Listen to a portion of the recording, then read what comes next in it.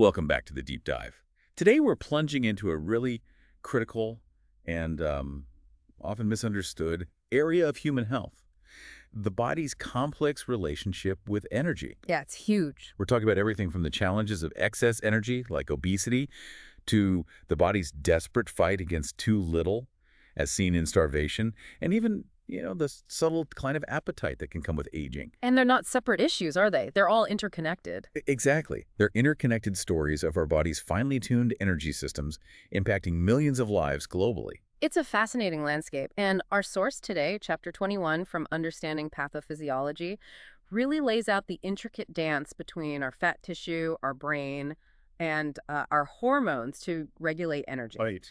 We're going to walk you through the whats and whys of these conditions, helping you understand the fundamental processes that keep us in balance or, well, throw us wildly off. Exactly. We'll start by shining a spotlight on fat itself, because, as you'll quickly discover, it's far more than just storage. Oh, absolutely. Yeah. Way more. Then, we'll untangle the complex mechanisms behind obesity, exploring its many causes and cellular consequences. From there, we'll pivot dramatically to the other end of the spectrum. Starvation, looking at the body's incredible but ultimately limited survival tactics. And finally, we'll touch on the unique and often overlooked challenges of appetite loss in older adults. Our mission is to make this complex information accessible, almost like we're navigating your textbook together, pointing out the most crucial insights. Okay, let's unpack this. When most of us think of fat, we often picture it as this inert cushion, maybe just a place to stash extra calories. That's the common view, yeah. But the chapter quickly makes it clear that adipose tissue is a bustling, dynamic organ. So what else is our fat actually doing for us? It's a great question, and the answer is that adipose tissue is incredibly multifaceted. Beyond storing energy as triglycerides ready to be released as free fatty acids and glycerol when needed. The basics we learn. Right. But it's also a crucial endocrine organ secreting hormone-like signaling molecules we call adipokines. Adipokines. Okay. Think of them as the body's metabolic messengers. Plus, it provides insulation, mechanical support, and even contributes to immune cell function. It's doing a lot. Here's where it gets really interesting for you, because not all fat is created equal or even stored equally.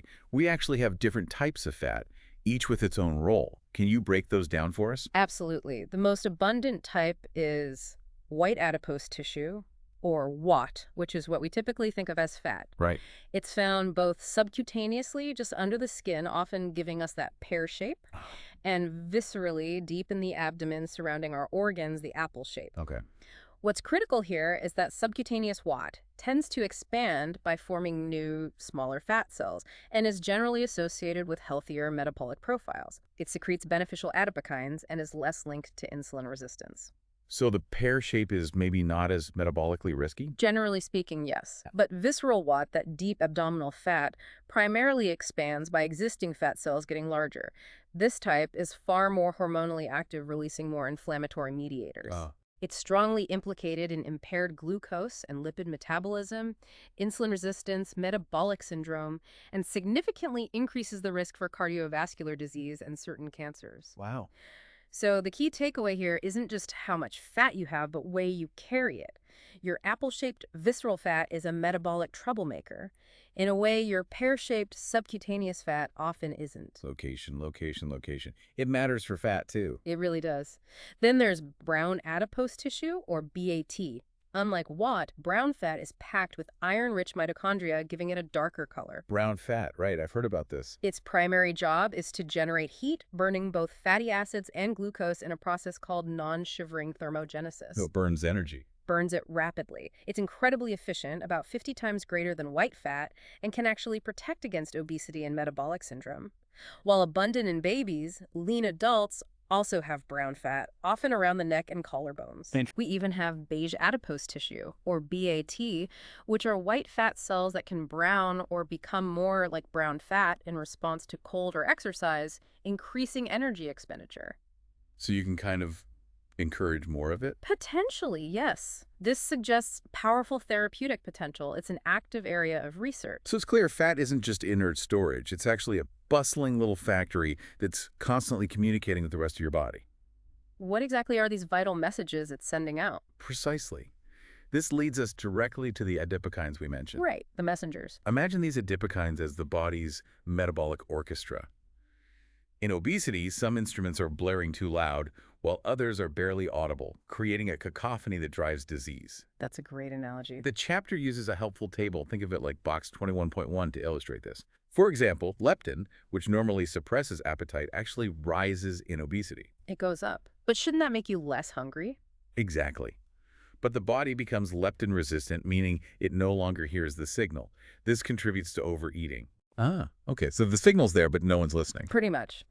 On the flip side, adiponectin, which helps with insulin sensitivity and reduces inflammation, often decreases in obesity, removing a crucial protective player. So you lose the good stuff and get resistant to the other signals. That's a big part of the problem, yes. That makes so much sense.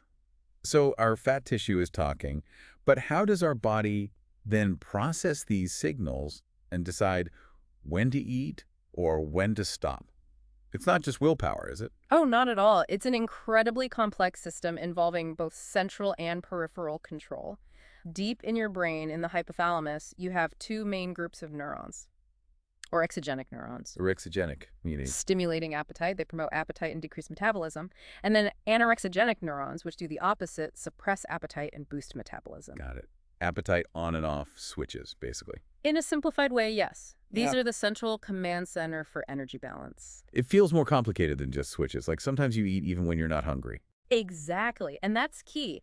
Higher brain centers, those involved in reward, pleasure, memory, even addiction, can often override this hypothalamic control, driving us to consume highly palatable foods. Ah, the comfort food effect. Right.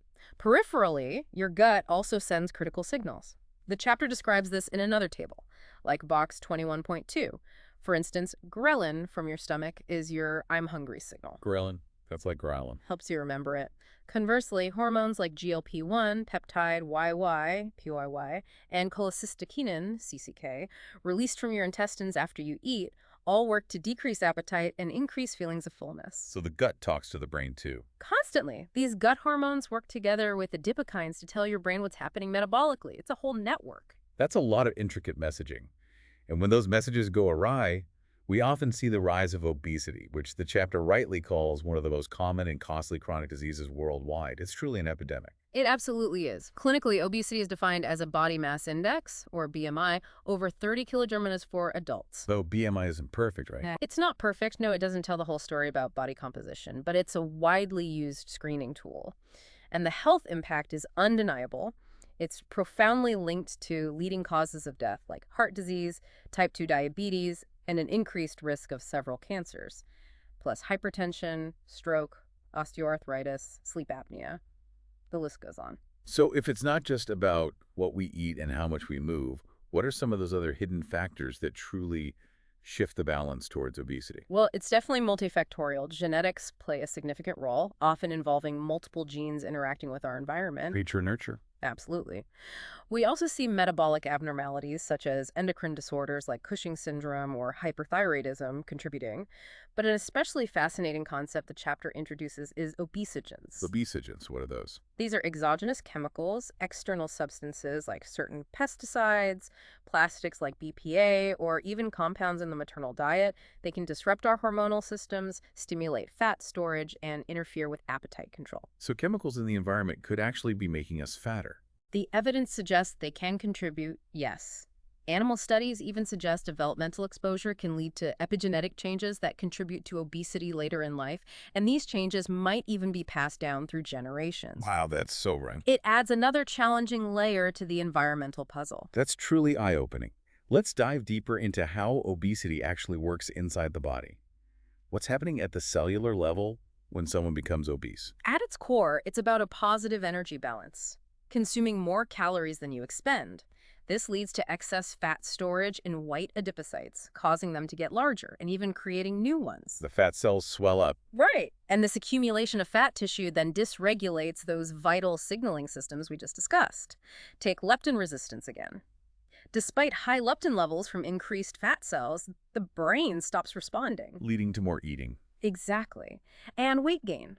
Simultaneously, adiponectin levels often decrease, stripping away important anti-inflammatory and insulin-sensitizing shields. So the downward spiral. It can be.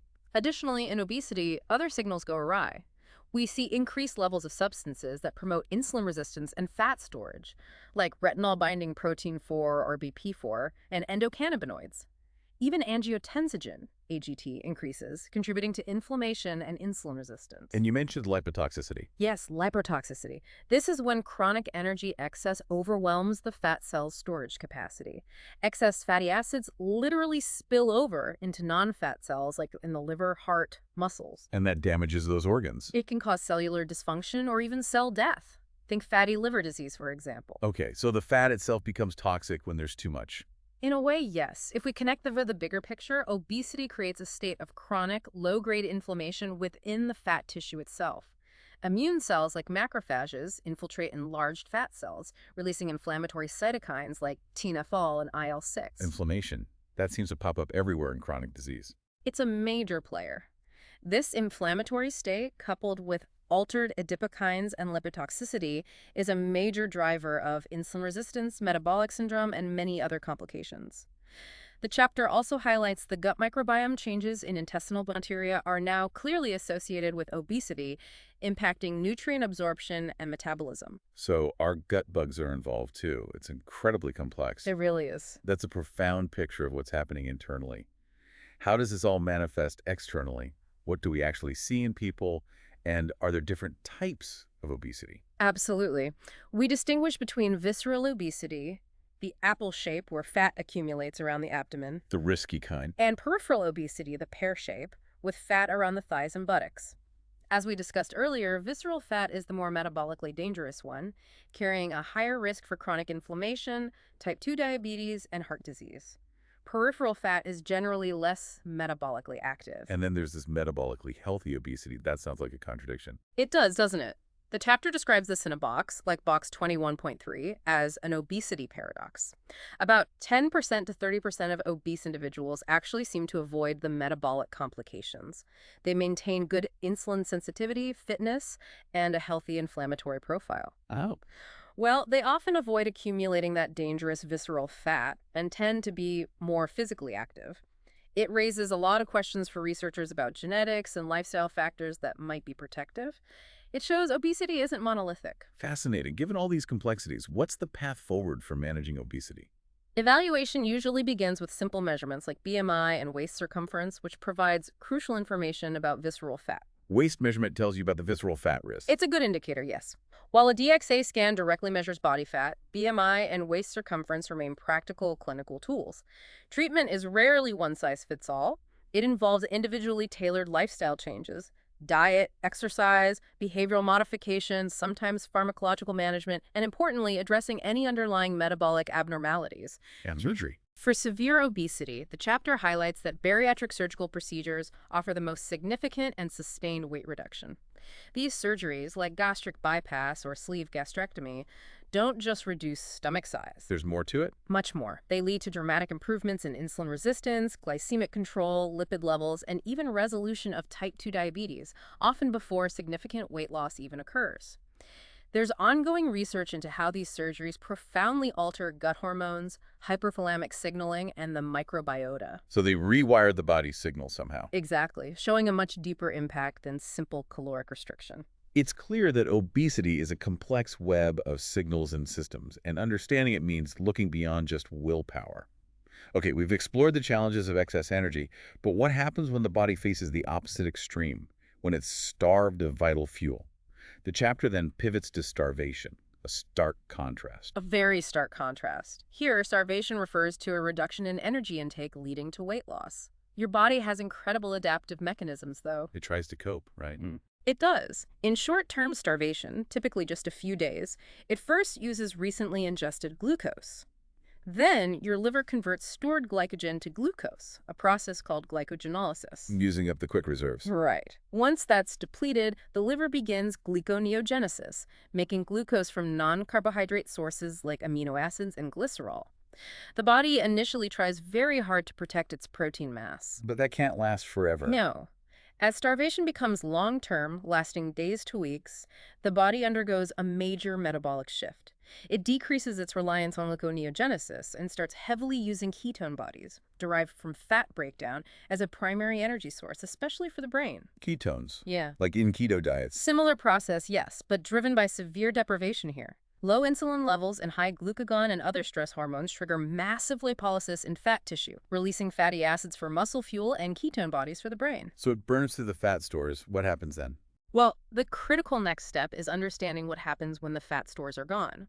Once adipose tissue is depleted, proteolysis begins the breakdown of muscle and visceral protein, your body's last resort for fuel. Starts consuming itself. Essentially, yes. Ultimately, severe electrolyte imbalance and loss of renal, pulmonary, and cardiac function lead to death. The chapter also outlines distinct forms of severe protein energy malnutrition that can emerge from this. It does. Marasmus is a complete lack of food, leading to severe muscle and fat loss, but crucially, without edema swelling. Okay, just wasting. Yes. Okay. In contrast, kwashiorkor is primarily protein deprivation, often with some carbohydrate intake. This results in muscle loss, but sustained body fat and that distinct edema. Definitely. Right. Why the difference? It's complex, related to protein's role in fluid balance and liver function, which is impaired in kwashiorkor. We also see cachexia, which is different again. It's physical wasting characterized by weight loss, muscle atrophy, and fatigue, but driven by chronic inflammation, common in diseases like cancer or AIDS, rather than just lack of intake. So inflammation is a key driver there, too. Exactly. How do we help someone recover from such severe deprivation? It sounds like there could be dangers even in reintroducing food. You're absolutely right to highlight that. While adequate nutrition is the obvious treatment, a critical life-threatening complication is refeeding syndrome. Refeeding syndrome, what is that? The chapter details this. Think of box 21.4. When a severely malnourished person starts eating again, especially carbohydrates, there's a rapid shift of essential ions like phosphate, magnesium, and potassium from the blood back into their cells as metabolism kicks back on. So levels in the blood drop dangerously low. Precisely. This causes dangerously low plasma levels, known as hypophosphatemia, hypomagnesemia, and hypokalemia. These imbalances can trigger life-threatening heart rhythm disturbances, heart failure, and severe muscle weakness. Wow. So you have to refeed very carefully. Extremely carefully. Prevention is key. Identify those at risk, reintroduce feeding slowly, often starting with low calories, and meticulously monitor electrolytes. That's a stark reminder of the body's delicate balance. Finally, let's explore a less talked about but equally important form of energy imbalance, the anorexia of aging. Yes, the anorexia of aging. It's defined as a decrease in appetite or food intake in older adults. It's significant because it often occurs even in otherwise healthy individuals with access to food. So it's not just because they can't get food. Not necessarily, no. It leads to undernutrition and affects a surprisingly large percentage of elders, maybe 20–30%. Why does this happen as we get older? Is it an inevitable part of the aging process? Well, it's a complex, multifactorial issue, not just an inevitable part of aging. Physiologically, older adults often have reduced energy needs, waning hunger cues, and importantly, diminished senses of smell and taste, which can make food much less appealing. Food just doesn't taste as good. Exactly. There are also central changes in the brain. Decreased appetite-stimulating signals like ghrelin, maybe resistance to it, and increased appetite-suppressing signals. Wait, so some signals change in the opposite way to obesity. In some ways, yes. It's almost a mirror image for certain hormones. Chronic low-grade inflammation, which is common in aging, also plays a role by slowing gastric emptying and gut motility. So they feel full, faster, or longer. That can happen. And beyond biology, think about other factors. Functional impairments like vision loss or poor teeth, medical conditions, depression, loneliness, grief, taking multiple medications. Polypharmacy. Right, yes, and social isolation. All these contribute to reduced intake. What are the consequences for older adults facing this silent challenge? The consequences are severe. Malnutrition, which then exacerbates physical frailty, leads to mitochondrial dysfunction, reduced healing capacity, increased oxidative stress, and imbalanced hormones. Ultimately, these factors contribute to significantly higher mortality rates. It's a serious geriatric syndrome. And treatment. Is there a specific way to combat this? Unfortunately, no specific pharmacological treatments currently exist just for the anorexia of aging itself.